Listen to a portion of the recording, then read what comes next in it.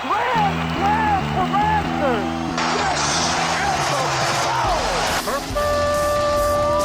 It's time for Blessed to Play on EWTN Radio, uncovering the role that faith plays in the lives of sports professionals from around the country. And now, here's your host, Ron Meyer. Meyer, score!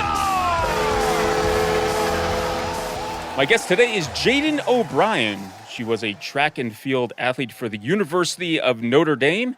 She was a 3-time national champion in the pentathlon. She's a 10-time All-American.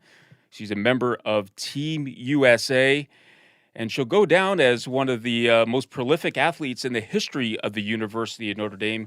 Here to tell her story is the All-American herself, Jadin O'Brien. Jadin, welcome to Blessed to Play. Thank you so much. I'm so excited to be on with you. Well, your story is really incredible. I would deem you as a miracle athlete, and we're going to tap into that. But before I even do that, your love for running, your love for track and field, how did it come about in your life?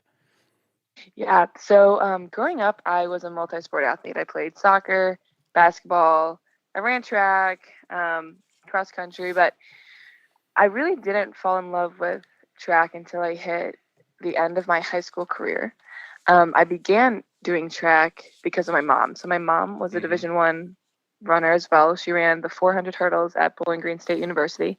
And once I hit high school, I was burnt out of soccer. So I decided that soccer was not the route I wanted to take. And she was like, you should really give track a shot. And so my freshman year of high school is when I decided to take track more seriously. And from there, things just kind of blossomed into a special high school career. And then I was recruited by various colleges, including the University of Notre Dame. And yeah, the rest is history. Yeah, you had the athletic genes for sure. You mentioned your mom was an elite athlete at Bowling Green State University, and your dad played football there. He also played a little bit at the professional level as well. So just talk about the household, being around sports, and that competitive environment seemed to rub off on you. Oh yeah. Oh my gosh. So I'm one of 7. I have 5 brothers and 1 sister. And I mean, I guess when both your parents are Division I athletes, you're kind of raised in a household where, like, I guess athletic excellence is almost like just an automatic. Like you have these role models in your life who were successful back in their day, which it just creates a ton of awesome motivation. And so all my siblings are very, very athletic. My brother played football down at Ave Maria University. My sister ran track there. And then my next brother plays football at Hillsdale College in Michigan. And then the rest of the boys are in high school, so they're too young to play college. But it's so much fun. Growing up in a family where everyone was athletic, everyone was super competitive. I mean, I'm sure you can only imagine what it's like being in a household with 5 boys who all love sports, and you're one of 2 girls. You learn how to handle yourself pretty quick. Yeah, that's awesome. Oh yeah, we've just had so much fun, and like I said, we're very, very competitive, but that competitiveness is matched with utmost love and support. And last week at the national championship, all of my siblings were there, and it was just so, so special because they care, and they're your biggest supporter and biggest cheerleader, which I love. I love that part of my family. Yeah, Jadin's talking about the NCAA National Outdoor Championships in Oregon. She just it was a last meet competing for the Irish. She set a new PR, went out with a bang, and now she's transitioning to be a professional athlete. Blessed to Play, Ron Meyer chatting with Jadin O'Brien. She's a 3-time national champion in the pentathlon, competed for the Irish, and just ended her career there, as I mentioned, and now is going on a new chapter of her life. Jadin, I want to talk about how the adversity entered your life at a very young age, I believe at age 5, but you had a strep infection, and this led to a neuropsychiatric disorder called PANDAS. But this, your mother and father did not know what the condition was initially, and it really was marked by some challenges for you mentally during this time at only age 5, and then you didn't find out about it till later on. Just talk about PANDAS and the initial, the initial time that you noticed it or your parents noticed it, and how that ended for you. Yeah. So, Pandas was a disease, and it's often a disease I developed caused by strep. And so when I was a baby, um, I caught strep at some point. We don't really know when, but I was a baby, and because I didn't show any symptoms or didn't complain about it, we didn't know. So it stayed in my system as I grew up. And as that happened, the strep spread and infected various parts of my body, taking control of them. And so the first time I noticed the effects of pandas was, yeah, around 5 years old. And I remember this day very vividly. I was running down this hill that we have in the back of our yard. It was a sunny day and it was a beautiful summer day. And I was running down the hill and I got halfway down the hill and I suddenly like stopped because I had this very dark, aggressive, disturbing thought that came into my brain that a 5-year-old should not be thinking about.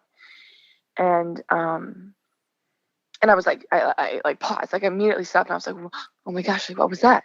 And being like a little kid, you tend to tell your parents everything. And so I ran upstairs and told my mom, and she was very, very disturbed with what I had to say. And so I think that was like the first time I realized, like, wait, something's going on. I can get into more details later, but as I grew up, the thoughts and the obsession over certain things and the lack of ability I had to make conscious decisions for myself, it just grew. Like it got worse and worse as I got up until it hit its pinnacle in 5th grade. And essentially I was my mom thought I was possessed, like I was used to be this bright, happy, bubbly girl who turned into someone who wouldn't smile, couldn't talk to people, couldn't look you in the eye, couldn't touch things. I couldn't touch doorknobs. I couldn't touch faucets. I couldn't touch anything because I thought that if I did, someone in my family was going to die or something bad was going to happen. I couldn't change myself. I couldn't brush my own hair. I couldn't do homework. I couldn't do school. So I'm sure you can imagine the toll that took on me and my family, being this younger kid who essentially lost the ability to live on my own. So it was a very scary time. So you go to a holistic doctor and somehow this clears up. How old were you at the time? And let's talk about the new Jadin after this was cleared up in your system. So I would say 5th grade. So I don't know, like 12, maybe 11. I'd say 11. We went to this doctor, and prior to that, we had been talking to, just regular doctors and psychologists, and nothing was working. Like nobody knew what was going on. It was just very, very weird. And so we ended up going to this holistic doctor who, and now I'm not going to explain exactly what they did correctly. I don't know what the name of it is called, but essentially she took this test where I held on to this little rod and she tapped my finger with this, some kind of magnetic something. just hopefully you're following. Yeah. And essentially what that did is it sent signals to my brain, which my brain responded to with information on what was happening in my body. And so she was able to read out that I was loaded with strep. And so once we figured out that I was just completely just had so much strep in me, we were able to target the medicine to strep specifically. I was eventually put on antibiotics as well, which helped clear me out. But it took, I don't know, a couple months after getting on antibiotics and the holistic medicine to start noticing change. But once I did, it was crazy. Like I remember going to washing my hands and not washing my hands for 5 minutes straight and rubbing them raw, and being able to turn it off after 20 seconds. Or I remember walking into the kitchen and not thinking that, oh, if I stepped on this line in the kitchen, Mama's gonna die. I remember being able to control my thoughts. And so eventually it became easier and easier to do. the scars from my experience with pandas have stayed. I mean, over time, like I guess they get maybe a little less severe, but something like that you never really forget, and you remember how it made you feel. And so, I mean, I credit a lot of how we got to the holistic doctor to St. Therese. I mean, there were a lot of little miracles that happened during my time with pandas that just, was direct godsend. Like the people that were put in our lives. I mean, little miracles as in, my grandpa going to mass and then looking and like standing in front of a St. Therese window and feeling this intense calm and peace that Jadin was going to be okay. Like things like that happened throughout my journey with pandas that I knew that God was watching out for me. Blessed to play Ron Meyer. We're joined today by Jadin O'Brien, a 3-time national champion in the pentathlon for the University of Notre Dame, a 10-time All-American. And Jadin, I'm thinking that what you went through as a young girl, all this adversity was going to prepare you how you're going to deal with adversity as an athlete. Why don't you talk just briefly about, just having those memories, right? And now you're dealing with different type of adversity, physical adversity, competing, also the adversity that you had to perform. Talk about how that prepared you for being an athlete at the collegiate level. Yeah, that's a great topic to discuss. And honestly, I love doing it because I feel like a lot of people can relate in some way to my story. And so I think pandas, while it was a very, very, very difficult time and like I said, very scarring, it definitely heightened my drive to succeed. So in a sense, my mind reacted to, if I can make it through this, meaning pandas, there's nothing I can't get through.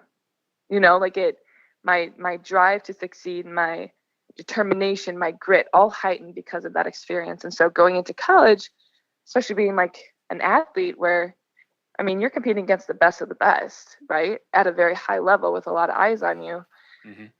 You learn how to handle it, one, to start, but having this innate just grit and no other option but to succeed type of mindset helped me tremendously. I mean, I've had numerous injuries while at Notre Dame. You name it, I've probably had it.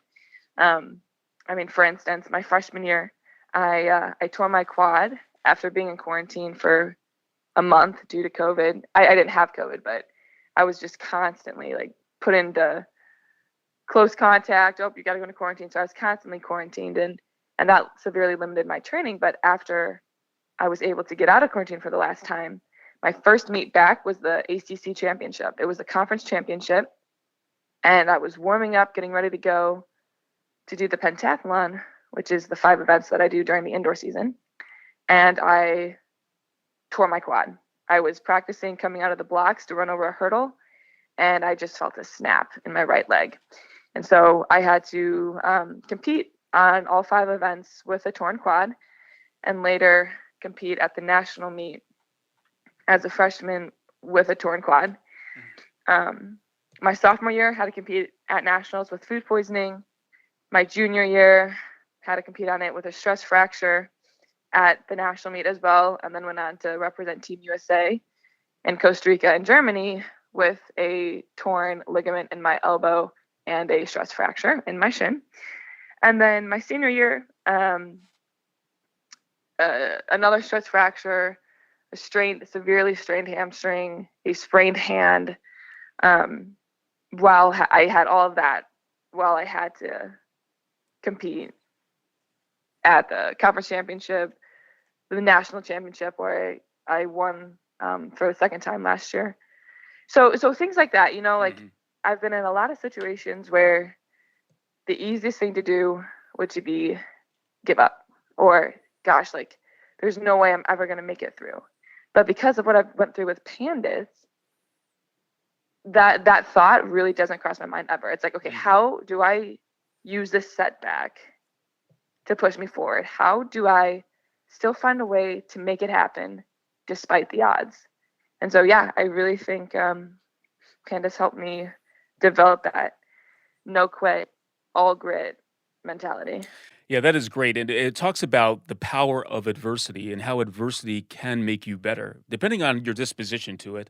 And you became stronger, obviously, for it. And also now you know how to handle all these situations mentally, which gives you an edge over all these people you're competing against. I feel sorry for them because you've been through so much adversity. You have a notch up on them just by what you went through in life. So it's truly amazing. That's why I call you a miracle athlete. All right, let's take a break. On the other side, we're going to pick it up with Jadin O'Brien, a 10-time All-American, a 3-time national championship in the pentathlon, when Blessed to Play returns right after this.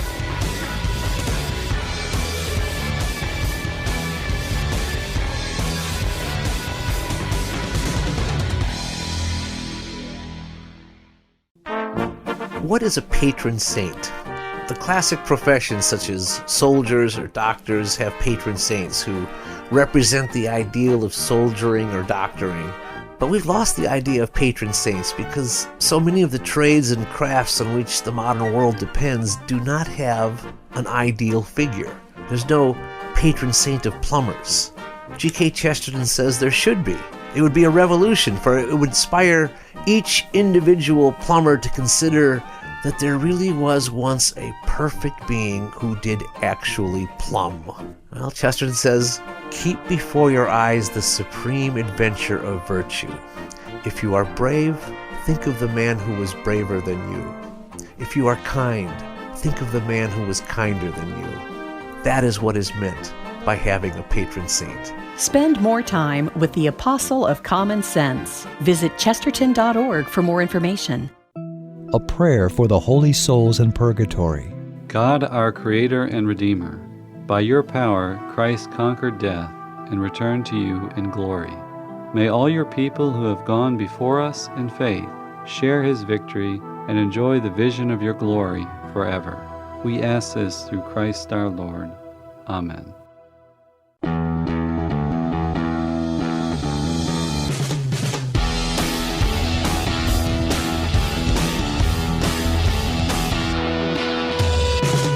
Welcome back to Blessed to Play. Ron Meyer joined today by Jadin O'Brien. What an athlete. She'll go down as one of the top performing athletes in the history of the University of Notre Dame. She's a 3-time national champion in the pentathlon.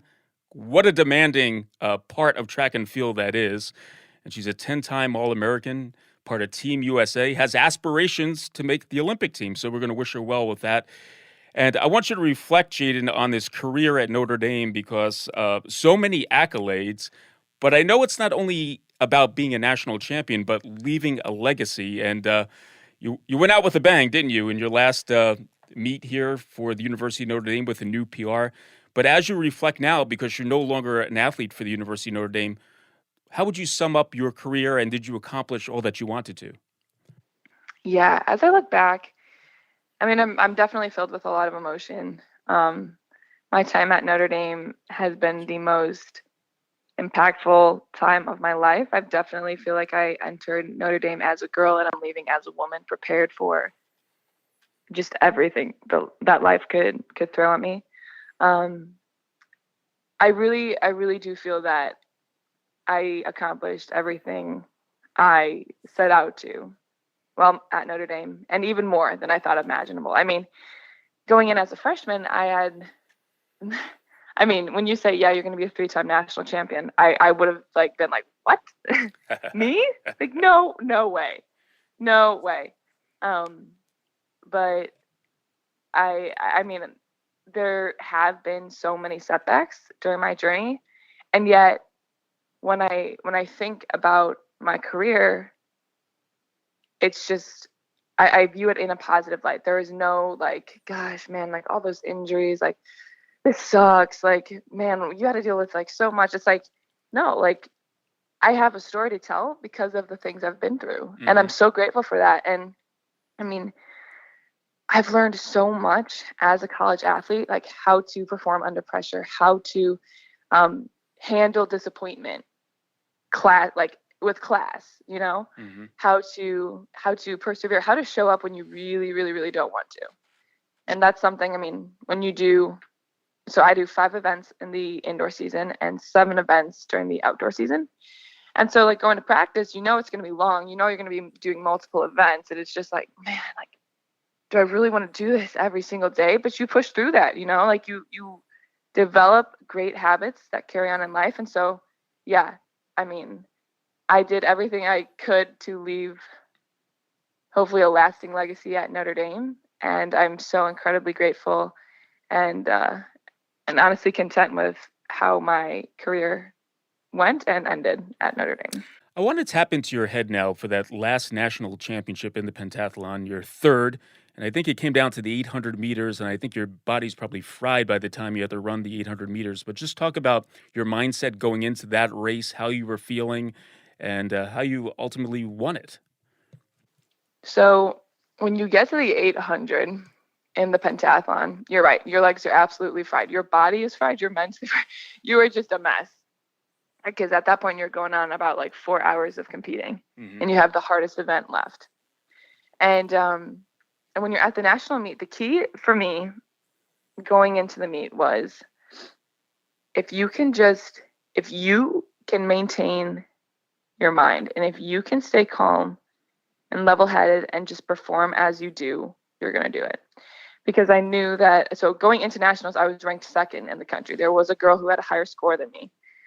But given all that I've experienced during my time at as a college athlete, I would say I know how to handle pressure a lot better than some of the other girls. And I knew that I almost had a competitive advantage over the girl in first because she had never been ranked number one in the country before. And I had. So I know what that felt like. I know the added pressure that comes with that. And so as long as I knew that if I maintained myself, if I didn't get too high or too low, depending on what was happening, and if I just performed how I always did, I'd be fine. And so, and that's what happened. I maintained my composure. I went in with a, you're not going to beat me mindset. I left it all out there, and it happened. Yeah. And it happened. And going into the 800, I was in the lead at that point. So with one event to go, I was in the lead. And but like you can't count yourself out, or you can't just assume you're going to take the title whenever you're in the lead, because you never know what could happen. I could trip and fall off the track, and then I get no points, And so it really wasn't until I crossed the finish line of the 800 that it sunk in that I was a 3-time national champion, which had a 3-time consecutive national champion in the pentathlon, which has never happened before in history. And so I was like mind blown. I was so grateful. I was so excited, but it really came down to just controlling my mind, and not getting too high or too low, depending on what's happening, just really staying consistent. Yeah. Well, there you go. That's the mind of a champion, folks. And I know the mind of the champion has a lot to do with her faith in God, and being on a Catholic campus there at the University of Notre Dame. Jadin, we have a few minutes remaining, but I have to ask you, all the spiritual reminders on that campus, how did you reinvigorate yourself spiritually to get your best results as an athlete? I think the spiritual aspect of Notre Dame and just coming from a Catholic family where faith is celebrated was like almost like a superpower for me. My faith was definitely an outlet. It helped me stay calm. It helped me tremendously in my career, especially because of how I was able to deflect praise and accolades and all that stuff off of me onto God. Like my mission, and it has been this way since my freshman year, was to glorify God. And when people say glorify God, sometimes that's a statement that people take with salt, like, okay, yeah, awesome, good for you, like, you glorifying God. But really, like, diving into that, really being like, Lord, like, good or bad, my performance today is going to be for you. Like, having that mindset has, like, alleviated a lot of pressure that comes with what I do. And in addition to that, offering up every meet that I have for someone in my life who needs extra prayers. Like at the national meet, it was for my my aunt who has had a deadly brain tumor. And so I was like, Lord, I offer up all my pain, all my nerves for my aunt. Whatever happens to me, good or bad at this meet, I know something good is going to happen. I know good will come from this. And so that has helped me so much. And I really have, I dive into the sacraments before I go compete, go to mass, go to confession, say the rosaries, all that stuff. And it helps me. It calms me down. It realigns my focus and my purpose. And it just helps me stay calm and a competitor and motivated, really. Well, that's awesome, because you're going to take that with you the rest of your life. You're spiritually disciplined, and you were humbled as well through your adversity in your life. It keeps us grounded, because it's not always about that runner's high, that high of always achieving our greatest result. It comes with a lot of blood, sweat, and tears, and it molded you to be the athlete that you are and the future athlete that you're going to be. Well, Jadin O'Brien has been our guest. What can I say, folks? A tremendous athlete. And she's going to continue on in her career to attain great results. Look for her to be part of Team USA, and she has aspirations of being on the Olympic team. Jadin, I appreciate your story. I appreciate it because of the adversity that you went through, how you handled it, and incorporated it into your life as an elite athlete. And I really thank you for sharing that with us right here on Blessed to Play. Well, you're so welcome, and thank you for having me. It's been my pleasure to be on with you. Hey, Blessed to Play fans, check us out on the web at blessedtoplay.com. That's blessed2play.com. You can like us on Facebook and hit us up on the platform X at Blessed to Play. For Jadin O'Brien, I'm Ron Meyer. Thanks so much for joining us right here on Blessed to Play. You've been listening to Blessed to Play with host Ron Meyer on the EWTN Global Catholic Network. If you have a question or comment about today's show, feel free to email us at info@blessedtoplay.com. That's blessed, 2, play.com. You can also connect with the show on the web at www.blessedtoplay.com. Again, that's blessed, 2, play.com. Join us again next time for Blessed to Play on the EWTN Global Catholic Network.